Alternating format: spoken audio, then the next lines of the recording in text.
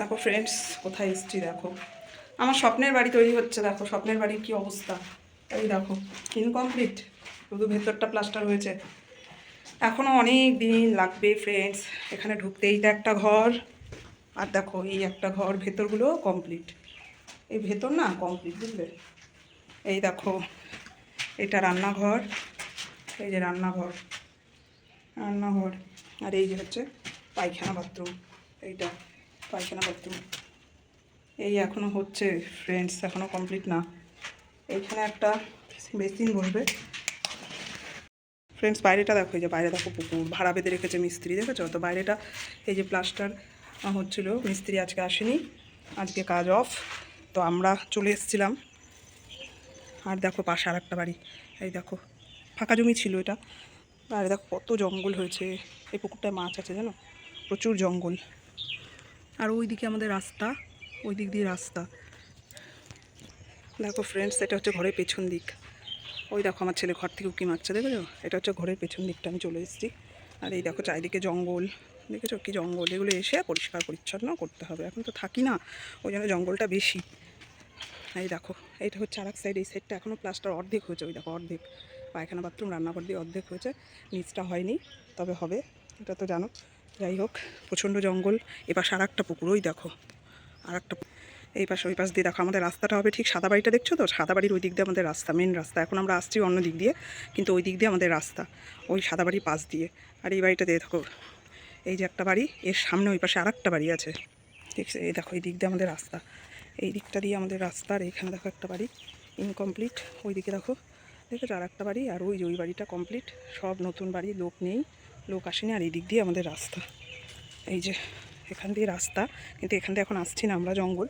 আমরা আসছি ঠিক ওই যে হলুদ রঙের একটা জামা নাড়া আছে পাঁচিলের পাশ দিয়ে, ওই রাস্তাটা দিয়ে আমরা আসছি, সাদা বাড়ি, ওই রাস্তাটা দিয়ে আমরা আসছি। এগুলো কিন্তু সব প্লট বিক্রি হয়ে গেছে, বুঝলে ফ্রেন্ডস, এগুলো সব প্লট বিক্রি হয়ে গেছে। কিন্তু এখনও এগুলোতে বাড়িঘর কবে হবে জানি না।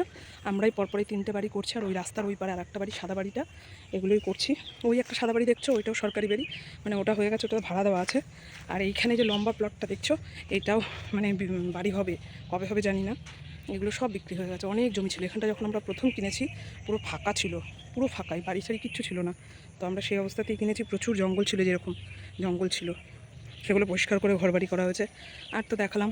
আর দেখো এই পাশটায় দেখাই, এ দেখো এই আর একটা দিক, এই দিকটায় দেখো, দেখেছো এখানে অর্ধেক। কীরকম কাজ দেখো, তোমরা কি বলবে। কোনো দিকে ওপর থেকে হয়ে নিচের দিকে বাকি, তো কোনো দিকে নিচ থেকে হয়ে ওপর দিকে বাকি, দেখছো। ওই দেখো আমার ছেলে দাঁড়িয়ে আছে। আর এখান থেকে কলের পাইপ নিয়েছে তোমাদের দাদাভাই, ঘরে জল দিচ্ছিলো, প্লাস্টারগুলো ভেজাচ্ছিলো, ওই জন্য কলের পাইপটা নিয়েছে। আমি আর ছেলে চলে এসেছি। আর এই দেখো এখান দিয়েও কি জঙ্গল। এই সুপারি গাছটায় না, এই সুপারি না, খেজুর গাছটা না, জানো তো, প্রচুর খেজুর হয়, খেজুরের সিজনে হেভি খেজুর হয়, প্রচুর পাকা পাকা। আর এখানে দেখো যে বলেছিলাম না কলমি শাক আছে, এই দেখো কলমি শাক, প্রচুর কলমি শাক, প্রচুর কলমি শাক এখান দিয়ে। আর এই দেখো পেছন সাইডটা রান্নাঘরের, ওই দিক দিয়ে দেখিয়েছিলাম তোমাদের পেছন সাইড। তোমরা অনেকেই বলো দিদিভাই কোনোদিন তো দেখলাম না তোমার বাড়ির ভিডিও কিংবা জমির, তো এই আজকে একটু তোমাদের দেখিয়ে দিলাম, আজকে সুযোগটা ছিল।